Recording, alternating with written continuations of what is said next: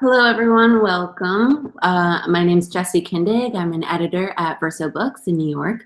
Welcome to Feminism or Death, the panel on ecofeminism today, which is part of the Radical December series, which, if you haven't tuned in before, is a series of digital events supporting independent, progressive, radical left publishing around the world. So we're really thrilled to have all of you, and it's a great series. So welcome to this panel, which is a celebration of the new French edition of Françoise d'Aubonne's groundbreaking 1974 text, Le Féminisme ou la mort, Feminism or Death, from the Passager Clandestine in France. I believe it published just last October. And very excitingly, there's also a forthcoming English edition from Verso, the first English edition ever, coming in spring 2021. So I'm so delighted to have these panelists here with us for the next hour. And what I'll do is introduce them and ask a few questions to get a conversation started about d'Aubonne's text, about the book, about ecofeminism, and our present moment. And for those of you watching, you're welcome to put questions for the panelists in the YouTube chat. If you're watching on our Facebook channel, you can quickly switch over to the Verso YouTube channel, and you'll be able to enter a question there. And I'll take them to the panelists if possible.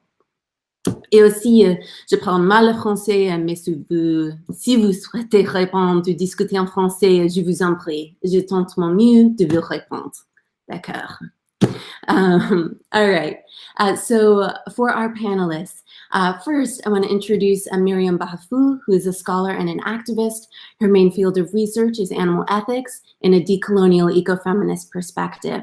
And in France, she tries to renew the vision of the ecofeminist movement, insisting on its radicality and showing the originality of its narrations.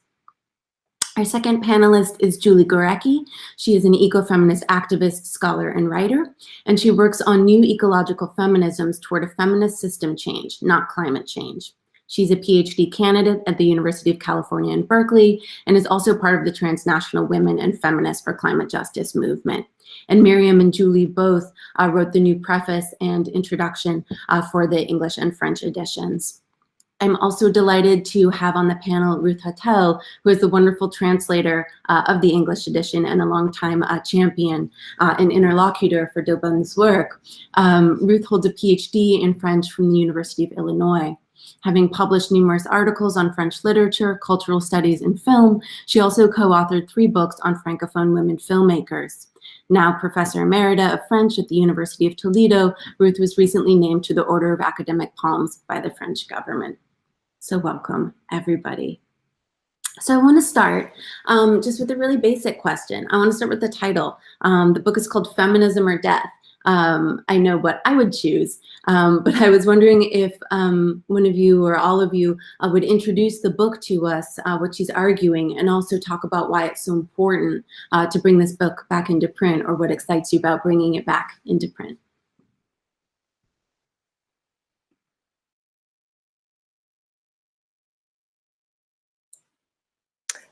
Should I go ahead and do that? Sure. So I guess it's important, in order to kind of get an understanding of what le féminisme ou la mort means, to kind of briefly outline the argument or the point that d'Aubonne is making in the book. So we have to put this in the context of the 1960s and 70s. The book was published in 1974, and the environmental destruction was really coming to light. And in France at the time, d'Aubonne was taking part in the environmental movement, but she was saying something very, very different than what the environmental movement in France at the time was saying. Which was that, yes, the environmental destruction that is occurring is kind of the ultimate destruction, but in fact, that it was a result of a hegemonic male system. So this male system that she's referring to, she says, was built on appropriating women's reproductive capacities, which led to overpopulation and an endless destruction of natural resources. And we can come back later to kind of the 70s feminist terminology around women's reproductive capacities, as Myriam and I have really incorporated a fuller vision of women and gender and male and how reproductive capacities fit into those bodies differently, as they always have, but much more, and we recognize it much more today in the preface than de Bonne definitely did. So de Bonne goes on to identify the link between the oppression of women and the oppression of the earth as the root cause of the environmental crisis. And this is why she says it should trump all other multi-crisis going on at the time. It's 1974. There's a huge feminist movement in France, as there is in other parts of the world. There's a huge class movement, but she's saying, no, everything is centered around the environment, and particularly this feminist way. So she goes on to call for not an ecofeminist revolution in her later works, which the seeds of are in this book, Le Féminisme ou la Mort, but more of a mutation, because she's quite critical of the term revolution, particularly because she's observing the masculinist type behaviors of Marxist movements at the time and trying to kind of mutate into something more feminist. So she calls more for an ecofeminist mutation in a later book, because she's critical of these masculinist connotations and the way the word revolution is saturated with them, especially in that time in France. She calls it actually la révolution de papa, the revolution of papa, or of the father. She wants to move away from that. She wants something fuller. So what she calls for is an international system change. I kind of integrated that term in there to kind of merge a current climate movement term, that according to de Bonne can only be attained by women reclaiming their power. But power for de Bonne is what she refers to as le non-pouvoir, or in English we would say non-power, which is a really kind of stunning argument that she makes in the book. And what she means by this non-power is the confiscation, and I'm more or less quoting her right now, the confiscation of all power that has ever been exercised over not only women's bodies, and this is where I think we need to be more generous with de Bonne and potential sometimes essentialist arguments it looks like she may make, because I think she's actually maybe being more nuanced. So the confiscation of all power exercised over all people's bodies and all people's time. And for that, she calls for these ecofeminist mutation or system change. So Le Féminisme ou la Mort, I don't know if I should continue or if someone wants to take over, but Le Féminisme ou la Mort is not so much of a kind of a statement. It's a kind of inevitable fact for de Bonne. It's a reality, an understanding that in fact the climate, what would become the climate crisis and what then was environmental destruction, is inevitably going to lead to our demise, to the world's demise, if we don't act and if we don't radically look at its root causes, which she goes on to argue in the book are the interdependent systems of oppression on a global scale, which Myriam and I are very both thankful and critical of. And if we don't address those root causes, then we will die. So the alternative is thus, or the ultimatum is thus feminism.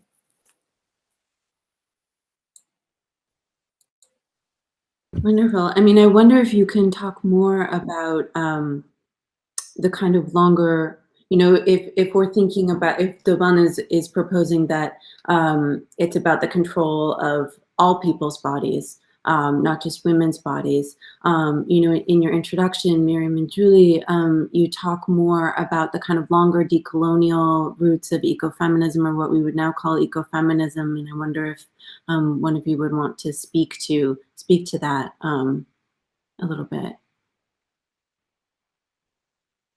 I can do it. I just wanted to add something after what Julie just said about the title. I think it's a very strong title, and I think we have to take time to just read it and to absorb it, because having a book called like that is not something very usual. So when I first saw it, I was like, wow, what is this? So it's feminism or death, which means for me that feminism is not like a subject or something that we can study or that something apart from our lives. It's like no choice. It's either we put this class of feminism, either we all die or we all die. This is exactly what she wants to say. So I think it's very strong, and I think each time we talk about this book, we have to mention it, because it can be forgotten today. I think this, like the urgence and the yes, the urgence of being feminist, that it's not even a choice, it's not something cool, it's not something sexy, it's not something that can be done or undone. It's something like really urgent, that if there is no feminist perspective, if there is no reproductive justice, if there is no liberation of all these oppressed bodies, then it's death for all of us. So if we still think in terms of revolution, of masculinist solutions, let's say, based on violence, then we are going to die at the end. So I just wanted to say that before, because for me it's a very strong title, and I really wanted to say that it makes me something that inside me every time I hear it. So it's and I think it's a great thing. We shouldn't forget this. So to talk about decolonization, which didn't exist on that term at her time, and she never speaks in this way anyways. I think the most problematic thing that can appear in the book is when she talks about overpopulation. That when I read it, I was like, wow, okay, what is this? And today I think a lot of feminists and even a lot of people studying demography, all these things, know that somehow now it's a bit dated. Now we know that overpopulation is not the main let's say the main problem in the ecological crisis, but when she writes it, it seems like it's very big. It seems like it's a big issue, and maybe we could think, okay, it was another time, it was before, and now it's different. Now we understood that now, but I don't think we should think that way, because it's not a matter of today before, because this conception of time is still like kind of a line, and it could make us believe that the more we go in time, and I don't know, the better we are, which is not the case, and it's still it's still, how can I say that, it still gives us a linear vision and a progress vision, which I think doesn't work in an ecofeminist frame of thought. So I just want to say that even before, some people knew that this argument of overpopulation was wrong, because it targeted very specific people, first women, and most of all women of color. And at this time, Afro-feminist groups, communitarian feminists, all of third world women groups, the name was okay for them to talk about them like that. So all these groups existed, and they already knew that overpopulation wasn't a problem. So it's not a matter of before and after. And they existed already. They were saying that there was a before without them could be wrong. So I just wanted to make that clear. And however, today what changed is that these other feminisms that I'm talking of, now they can be heard. It's not that they didn't existed before, it's that now we can hear them, which means that white feminism was before like the mainstream feminism and dictated like the agenda, which is not the case today, which is very, very good news. So the fact is that Françoise Daubonne is not so much, it's not so much about the overpopulation argument. It's more that she's a part of this white feminism at that time, and not because she's actually white, but because she thinks, writes, and she imagines a political change only from a European perspective.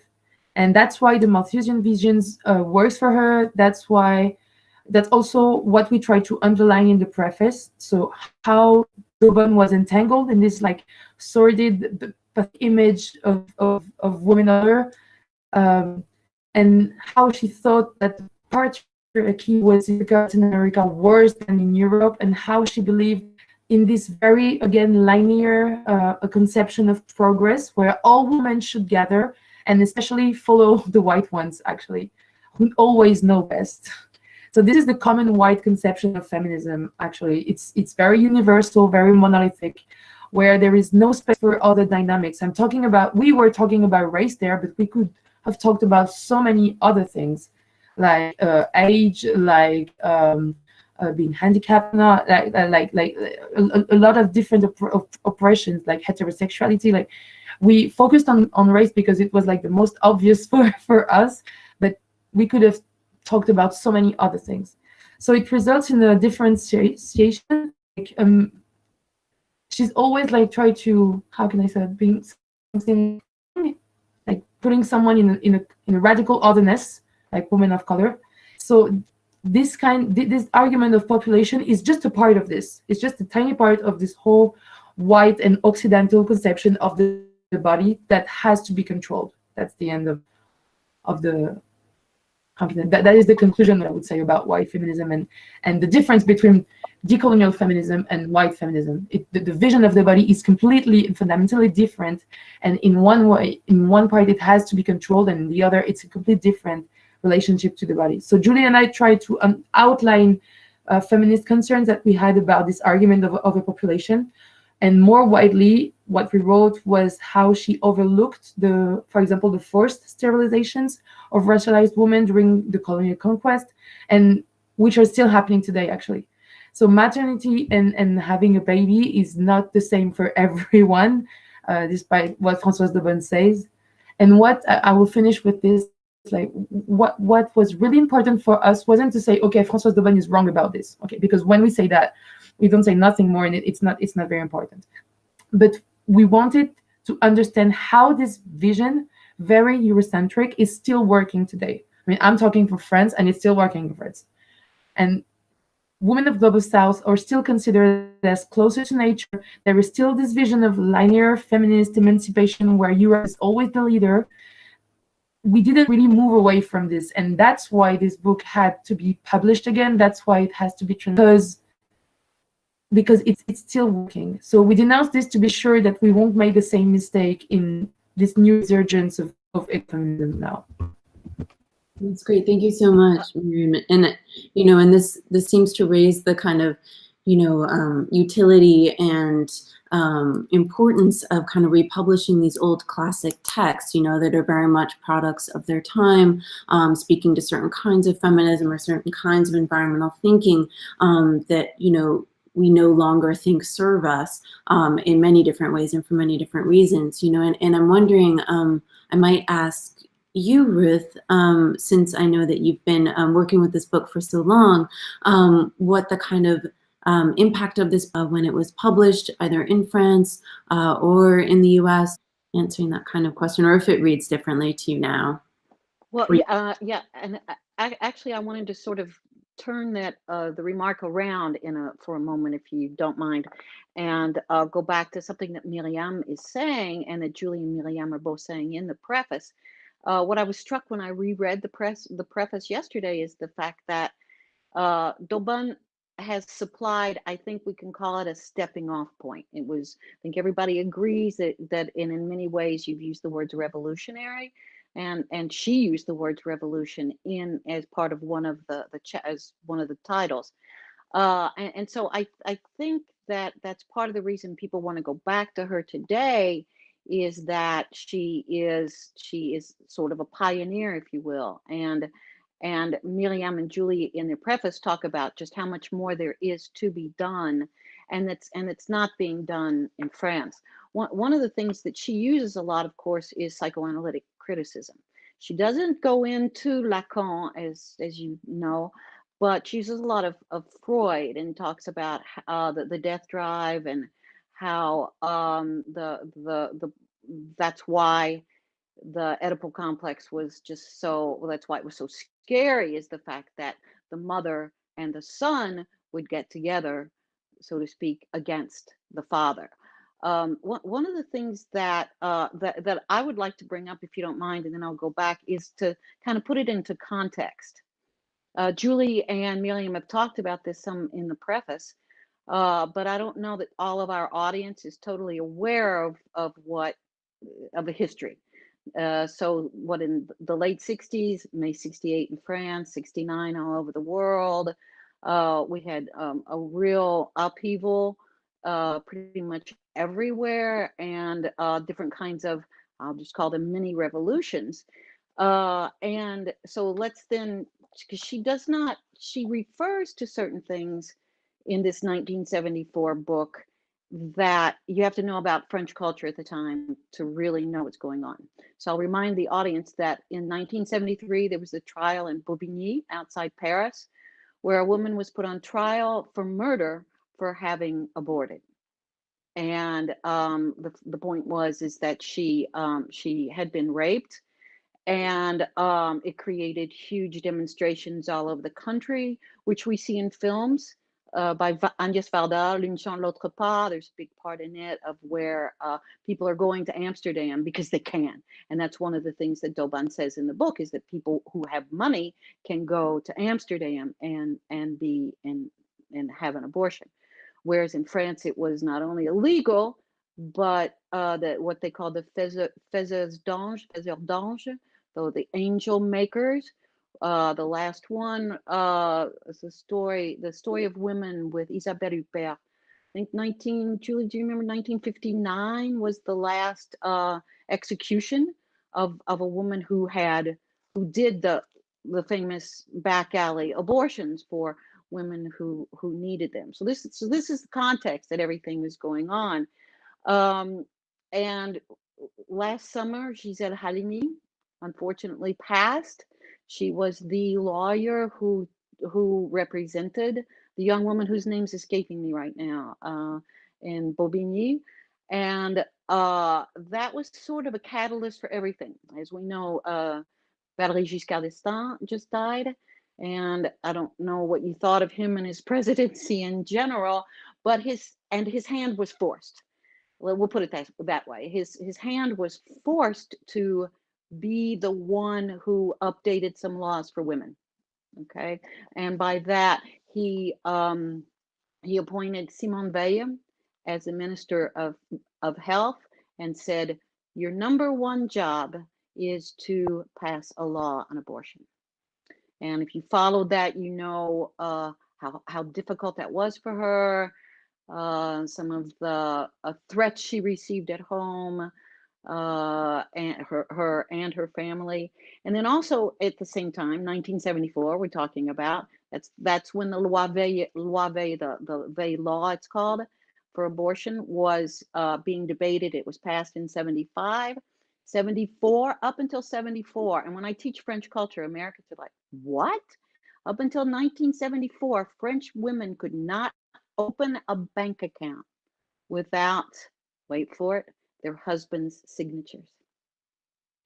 Property, women couldn't own property. Decisions in the family, and that's from the Napoleonic Code, that all the decisions in the family until then were made by the man.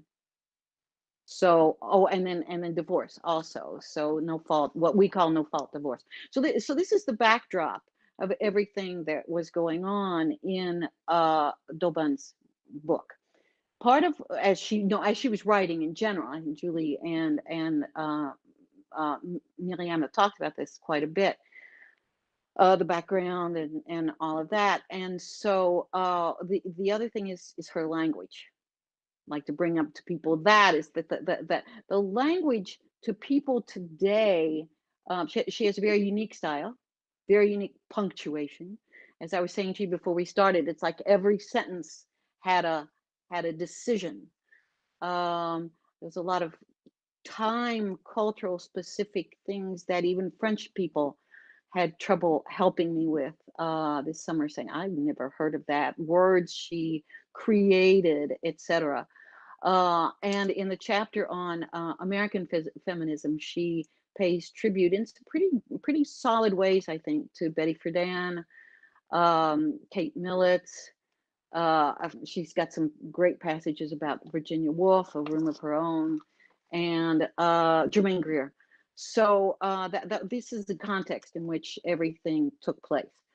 So now to go back to your original question, I think Julie and Myriam were very, very clear about, so Julie, maybe you could pick that back up, about the fact that, well, let's see, there's a part in the book about how Simone de Beauvoir received so much negative criticism and pushback from Marxists on her 1949 Second Sex book. And to my knowledge, when Daubon's book first came out, again, there was a lot of anger, if you will. The Marxists said, "Oh, no, we want to include you. We want to include women. Why are you being so negative toward us?"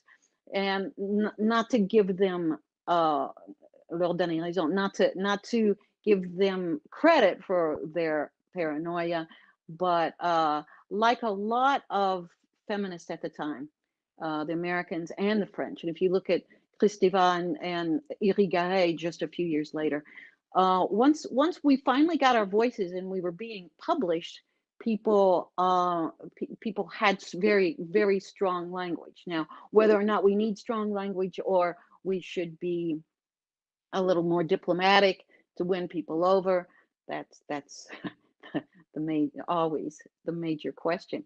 I interviewed her for that first chapter in it was published in 94. I interviewed her in 92 in Paris. And she had the feeling that her work wasn't really being listened to. She wasn't given the credit that she should. So I know Julie and Myriam have done a lot of work on that, and then also exactly how much she sold. One of the things I find amazing about the preface, Julie and Myriam, is how much you talk about the other work that she did. And I even wrote it down earlier. She quotes herself a lot for feminism, the history, and current state. She quotes herself a lot on that. But you've been looking a lot at another one in your preface that you seem to have gotten a little more help from. Could you talk? I hope you don't mind that I just see that I'm asking Julie, I don't mean to take over your role, but I was just really curious what Julie and Myriam had to say about that. No, please, that's a wonderful question. And Myriam, I think that we lost your video, but there you are. Great. Okay, great. No, I think the book you're talking about is Féminisme, Écologie, Révolution ou Mutation. I don't know how to translate this in English. Yeah, exactly. But Thank you. Okay. I didn't want to rifle through my book to be reminded, and I forgot to write it. I don't know where I wrote it down. Thanks, Myriam. Yeah. And I think in this book it's exactly the same about the language you're talking about, like very strong, very. I think we could quote every sentence of this book, like really. Normally you're looking for a sentence to quote in the book, like, oh, this will represent like what you want about. Every single sentence could be quoted. It's so strong. So since you make your highlighter, you dry up your highlighter. Just trying to highlight. Yes.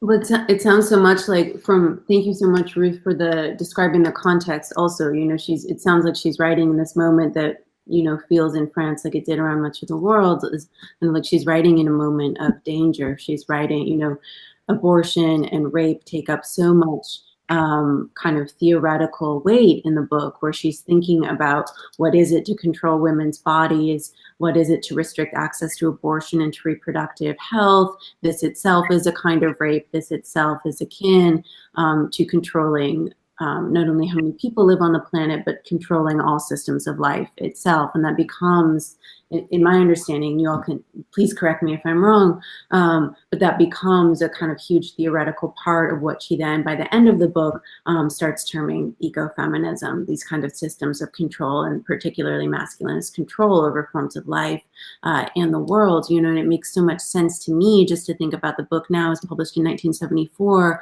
right when all of these things are happening in France. and also when I believe Simone de Beauvoir in the manifesto of the 343, the abortion manifesto, is being published in the French newspapers, and I think has it becomes kind of huge. Daubin signed that too. Oh, maybe I know that. Oh, that's great. Yeah, so maybe we should say that's it was published first in the Libération, in a leftist newspaper, and they said we are the 343 salopes. So what, whores or bitches, however you want to translate that.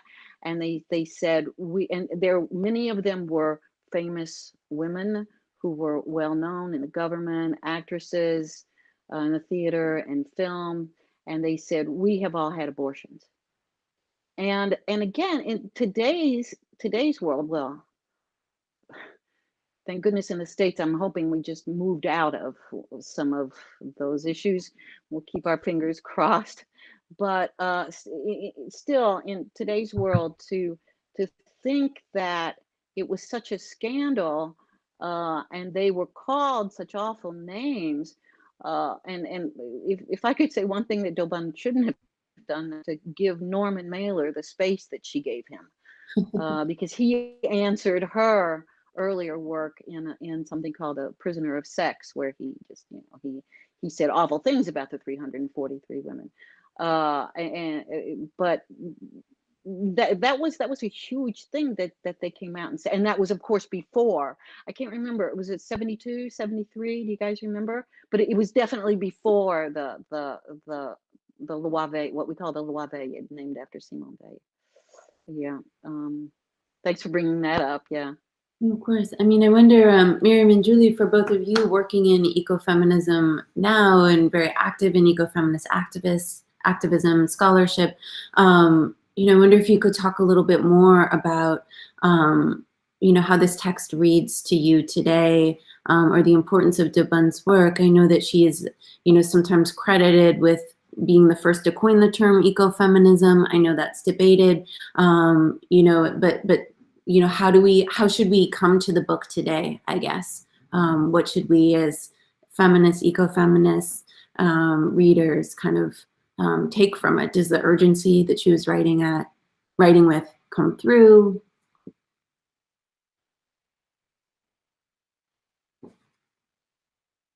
I think I can begin because I have very little to say, because I live in here. Ecofeminism is very young. I mean, except Daubin, who has not been, probably has been completely ignored actually by the feminist background, and also the ecological ones. I mean, people are rediscovering her right now, but otherwise we don't have like this ecofeminist memory. We don't have a lot to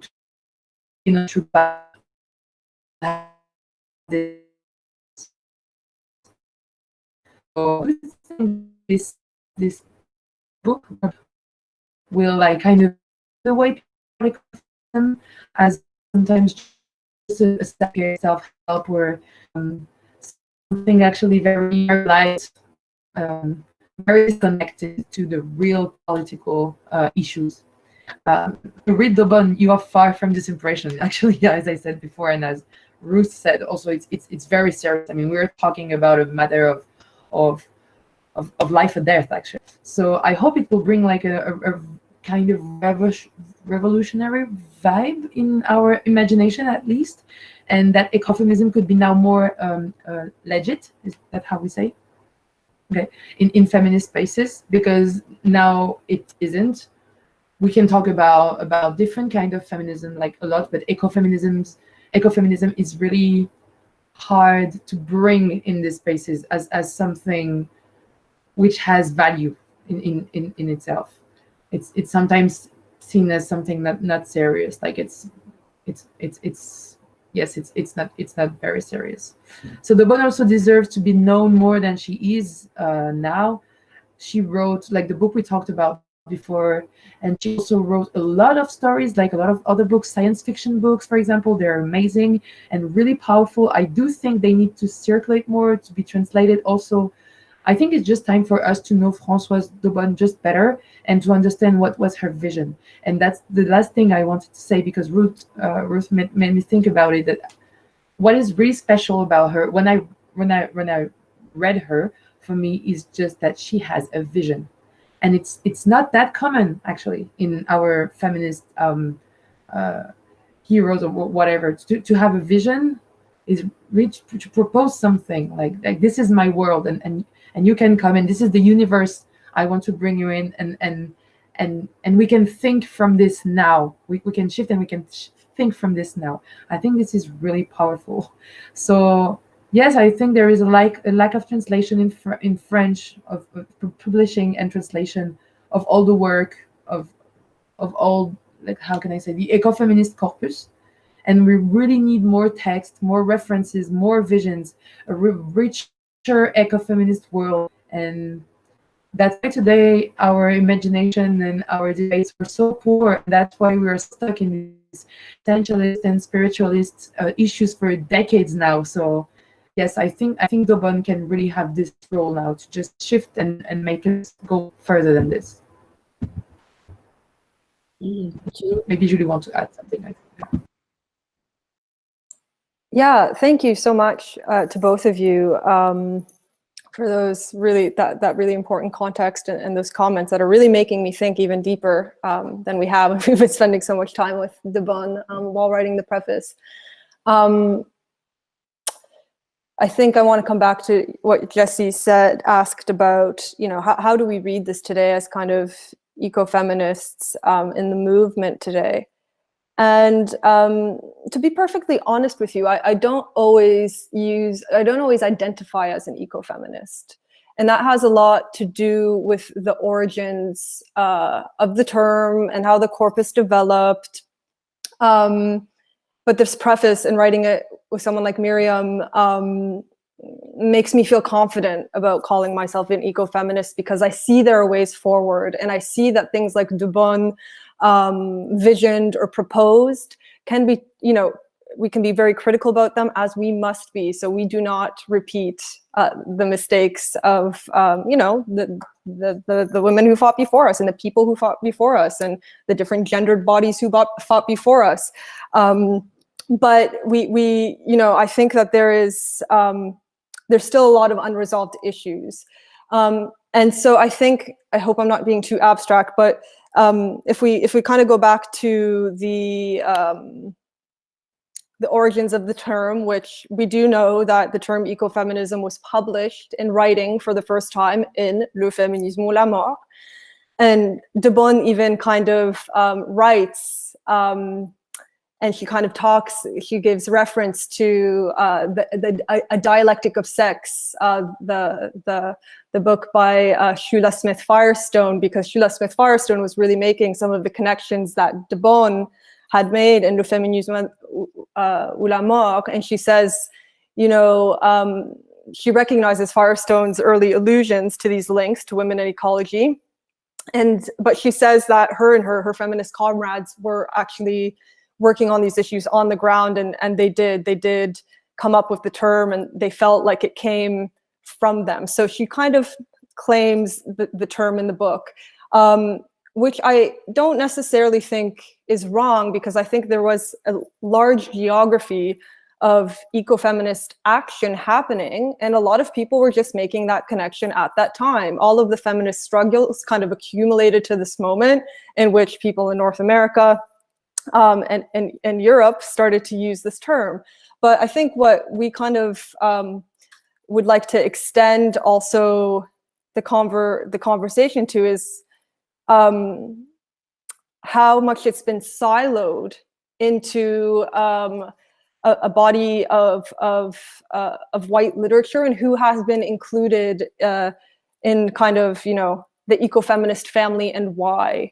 And I think it's really important for me. My experience in ecofeminism today is not kind of in these, what are the common examples of things like the Women's Pentagon action, obviously, because I wasn't alive, but or those types of similar things. I don't do that much on the ground work in France with ecofeminism. And those examples are outstanding and great, and I really admire them. But my experience is in a transnational movement for women and feminists for climate justice, in which some of us use the term ecofeminism, and these women are from everywhere in the world, from every continent. So I want to invest in that type of ecofeminism if people like my dear friend Ruth Hottell, who is the co-founder of the African Ecofeminist Collective, if they want to call themselves ecofeminists, which in this case she does. I want to reflect on an ecofeminism that's more transnational when I'm on the ground in movements that are meeting on an international level and making the connections, but are not even necessarily using the term ecofeminism. They're just making the connections between ecological destruction and their own oppression. And that doesn't only include women. There are so many gender neutral people in the movement, gender queer people in the movement, trans people in the movement who are just as disproportionately impacted as cis women. So for me, when I read De Bon, sometimes, yeah, it feels like there's a lot of work to do. Sometimes it feels like we need to vision new things, and it needs to reflect on what's going on in the ground, And I think ecofeminism has a huge potential of doing that.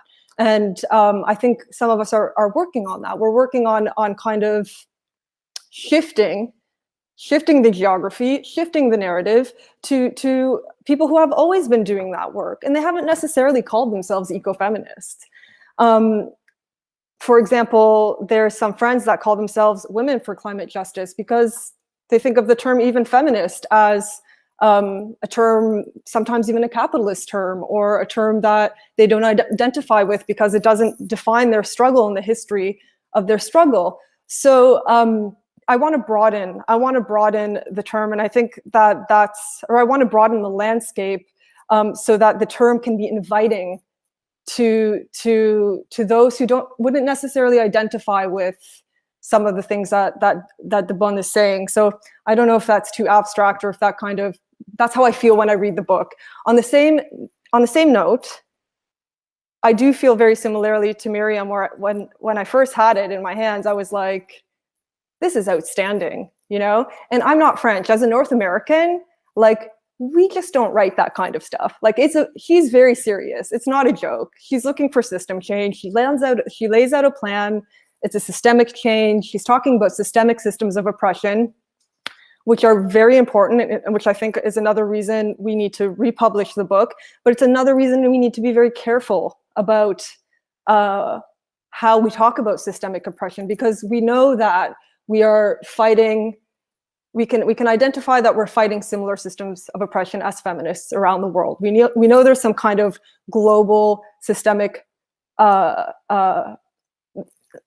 apparatus at play. We call it capitalism, we call it patriarchy, we call it white supremacy, but we experience these differences tremendously differently. The struggles are different. And I guess this brings us also to kind of why we really maybe advocated for an intersectionalist ecofeminism, because particularly in a place like France, where I think Macron most recently labeled intersectionality as a dangerous American and foreign idea, I think it reveals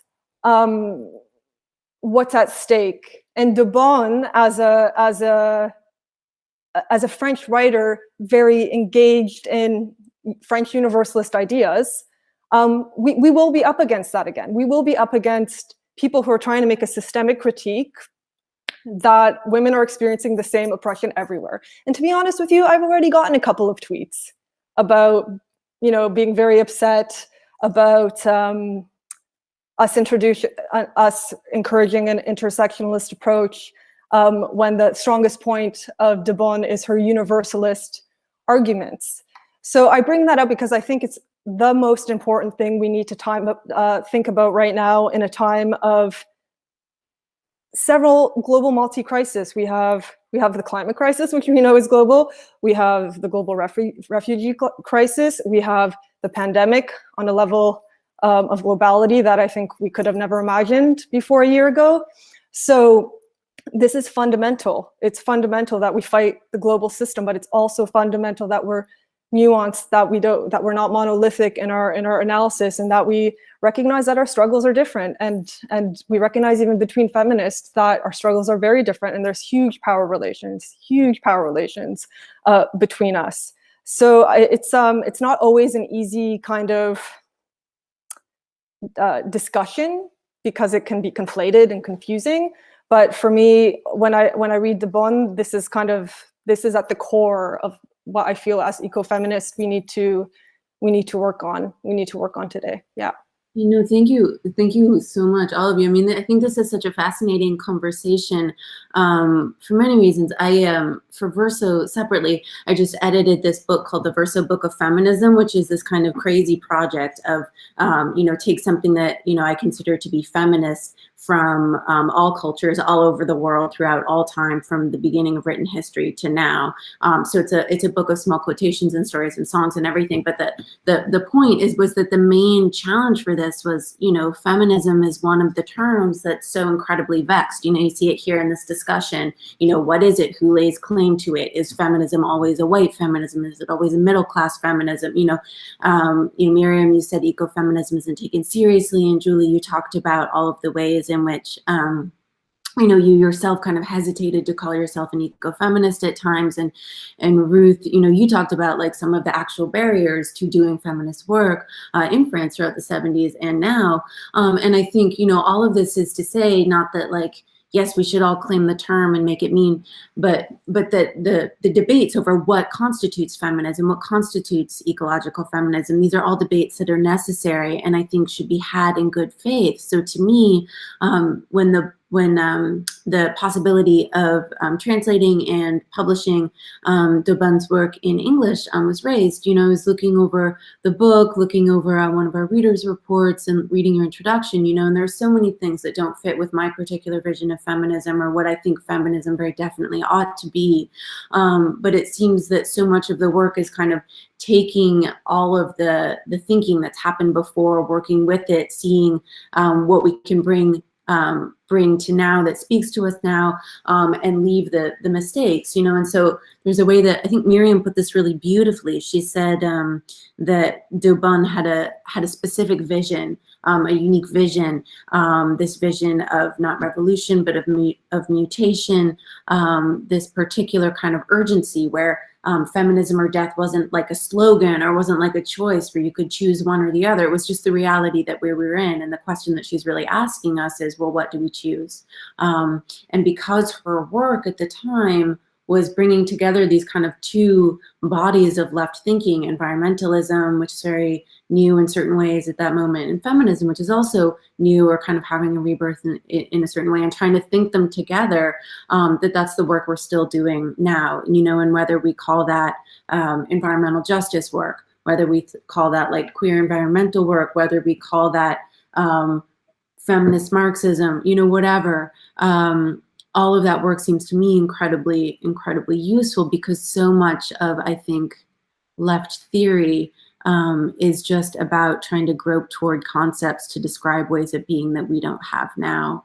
You see Monique Wittig trying to make a new language that's not patriarchal, that is wholly feminist, et cetera, et cetera. And so I feel like, to go back to Daubonne and read her critically, but generously, seems to be the best way to move forward and to kind of think and take feminism in the same spirit. You can call yourself feminist or not. I don't actually care. What I care about is what we're doing, what we're thinking, the kind of future that we're trying to envision.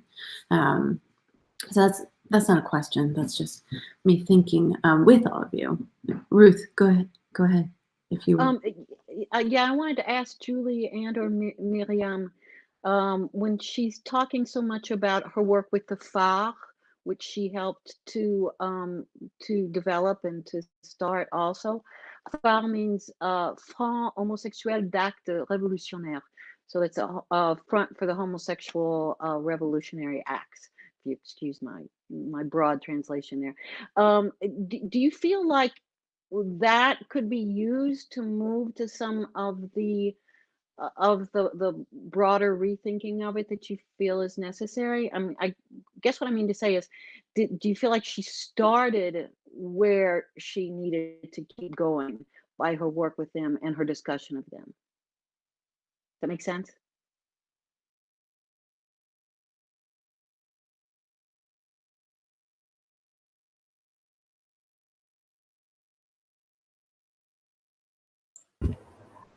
I'm not. If you Oh yeah, Myriam, please. no, I wanted to tell you, please go ahead, because I don't have as much information as you about No, this. it's okay. I'd love to hear what you have to say. No, I mean, I don't. I mean, Doban is really, how can I say that?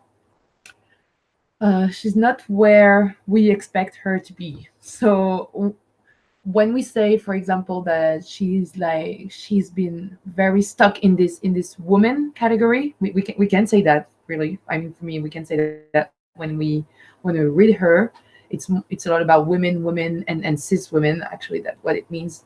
And at the same time, we see her getting creating a group, Le Phare, which is so revolutionary at the same. I mean, there is the word revolution in the acronym. So it's really strong, actually. So at the same time, she's in this women category, and we think that she's kind of blind to other, let's say, gender identities that could emerge from there. And at the same time, she gets involved in gay liberation. So which is really really paradoxical. And it's also the same for decolonization or decolonized thought. We can see that Françoise Daubonne is not very much, we couldn't say that she's a decolonial thinker, but at the same time, she has been really engaged, involved in defending, being against the Algerian, war of Algeria. How do you call this in English? La guerre d'Algérie. So, which is at the same time very paradoxical. So we never know exactly where she is, and when we try to define her somewhere, there is always something that, I don't know, leaking or going away, and it's not that easy. So I would say that maybe, and maybe, sorry, I'm also thinking what I'm speaking, and maybe that's why we were maybe a bit severe with her in the preface, because she was lucid about so many things, and she knew so many things, and she was so smart that the positions she took for different, let's say, fights or struggles were not completely, were not, how can I put that? We couldn't accept this because she knew too much, actually. And we can see that in the way that she's never in where we expect her to be. I don't know if that makes sense at all, but I just wanted to say that, because you talk about the Phare, and that's something we don't talk a lot about, actually, because it's disturbing, because Dubai is supposed to be there for women. She always talks about this male system, and it seems very essentialist at the end of the day. So we represent her as a woman who fight for women. And when we learn that she fought also for the Phare, then it destroys everything. Then we have to rebuild the theory completely. And I really like that. That's all I want to say about it. Yeah, I really agree. Like, how well said. And that is an attachment to Daubonne that I have as well. It's just this broad thinking that's so largely systemic, and for the times, I mean, it is revolutionary for the times. It is groundbreaking for the times. And what we critique, we do it in order to just do what we're supposed to do as thinkers and activists, which is move forward, learn from the lessons we've learned in the last few decades. But I mean, that systemic critique that she puts forth is, we're at that place again in history, aren't we? We're at a place that demands that we turn our attention towards global systemic questions that in academia for a long time are considered dated until everything explodes, as it is right now. And they are unresolved. We did not resolve them. And as activists, we continue to work on them, because it doesn't matter if they're dated or not, because we want to change the system. So, I mean, on that note, Daubonne is fundamental. And her participation in things like Front Homosexuel d'Action Révolutionnaire are just a testament, I think, through her very long journey of activism. I mean, she was born, was it 1920? I think I'm getting it right. Sorry, I forget now. Yeah, 1920. She started in the French Resistance, in the Communist Party. You know, this was happening in the later part of her life. She has an experiential activist knowledge that is often unmet. So I mean, in that sense, it's just another reason to republish the book. And it's kind of another moment where, like, I will read the book again, you know? I will come back to the book. It does continue to teach me things. It does continue to carve out and help us hone our thinking and our theorizing and our movement making. So yeah, I just want to add that. No, that's brilliant. Thank you. And I can't imagine maybe a better place to end than on that note. So thank you all. Ruth, do you want to, thank you all so much for taking part in this panel. No, I was just realizing that it is time. The time's gone quickly. I just want to thank you. I want to thank you so much for picking this up, and Julie and Myriam for bringing it all together, because I've spent, well, of course, during the first shutdown, I had to stop so I could teach online, but I spent the better part of over 8 months just doing this daily. Like Doban said, every day at least, what did she say? Every day at least a sentence or one word. No, I think she said one line. word every day. One line every day. Yeah, thank you. But So not like that. I did 2 pages every day, which sometimes was just really hard. I really needed that walk afterwards. So thank you so much. I hope we stay in touch. Let's have a conference on this. Indeed. Thank you all so much. Thank you to everyone watching. And this will be up. There'll be a permanent link on Verso's YouTube channel. I put that in the chat. So feel free to send to colleagues, activists, networks, friends, or watch again. And really appreciate all of you joining us. Thanks so much. Thank you, everyone. Thanks so much for having me.